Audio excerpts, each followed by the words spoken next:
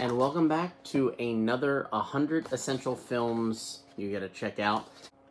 This week we're going over The Searchers. I had never seen this movie before, and I knew nothing about it going into it, and all I can say is I was not prepared for this movie. I'm pretty sure I watched most of this movie with my mouth wide open, like, oh, what? But before we get into what gave me that reaction, let's tell you what the movie is. This film is called The Searchers. It's a 1956 American Western starring John Wayne.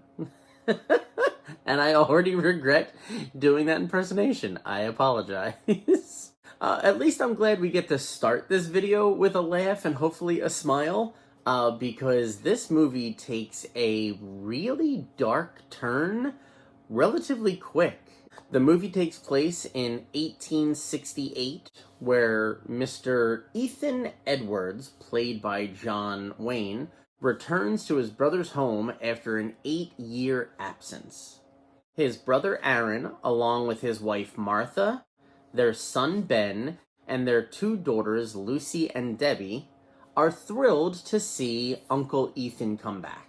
Also living at the house is a man by the name of Martin, who is like an adopted son to the Edwards family after being found as a baby. Not long after Ethan's arrival back at the family home, a group of men from town come in and explain to Aaron and the family that one of their neighbors' cattle have been stolen, and they are on their way out to go and find them, to bring them back. Ethan tells Aaron to stay behind and take care of his family, while Ethan and Martin go out with the men to find the cattle. About 40 miles away, they find the cattle, who have been slaughtered, but not for any use. Ethan puts together that it was a ploy to get the strong, able-bodied men away from the town, leaving the women and children vulnerable.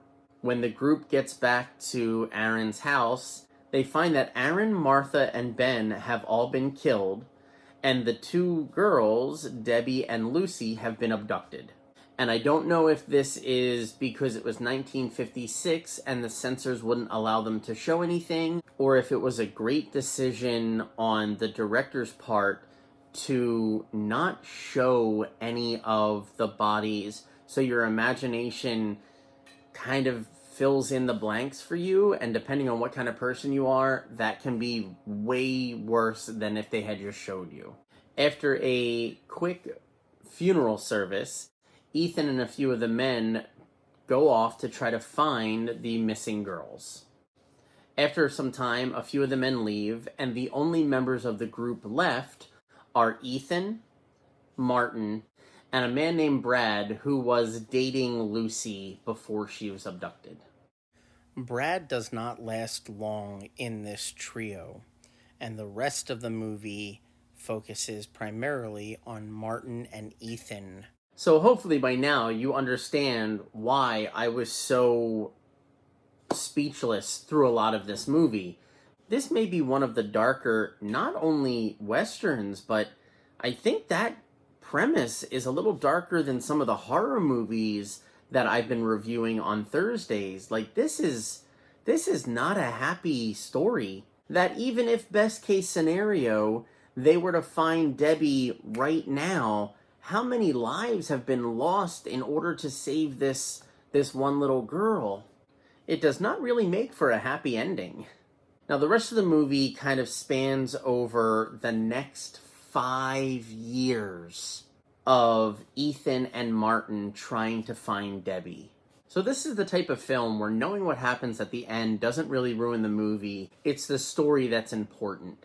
So I will say that after 5 years, they do find Debbie, who at this point is a 14 or 15-year-old girl living with this group of Native Americans, which are referred to as Comanche or Comanches. I've never heard it pronounced Comanche before, so that kept throwing me for a loop. And being raised as one of them. But the story of Ethan and Martin trying to find Debbie has its ups and downs, and a lot more downs than ups in this film.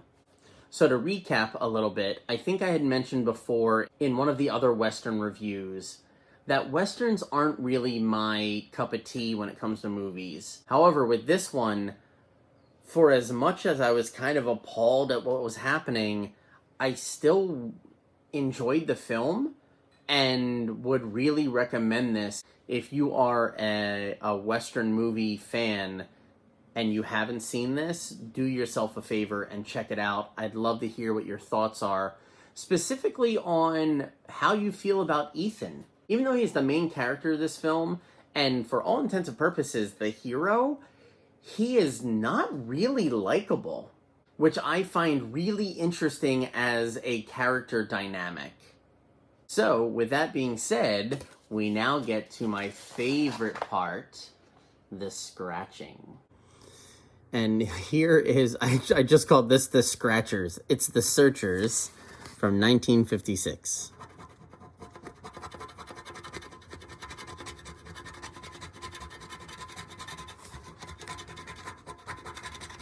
Oh, the anticipation is driving me nuts.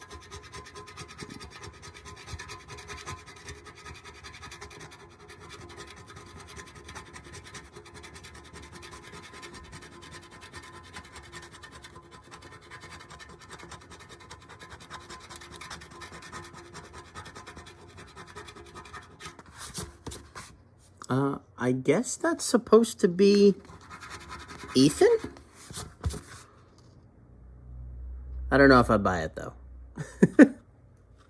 So that is the scratching off of the Searchers. Next week, we're going to be doing The Bridge Over the River Kwai, if I said that correct. Another one that I have no idea what it is about. I hope you guys have enjoyed this video as much as I enjoyed watching the movie.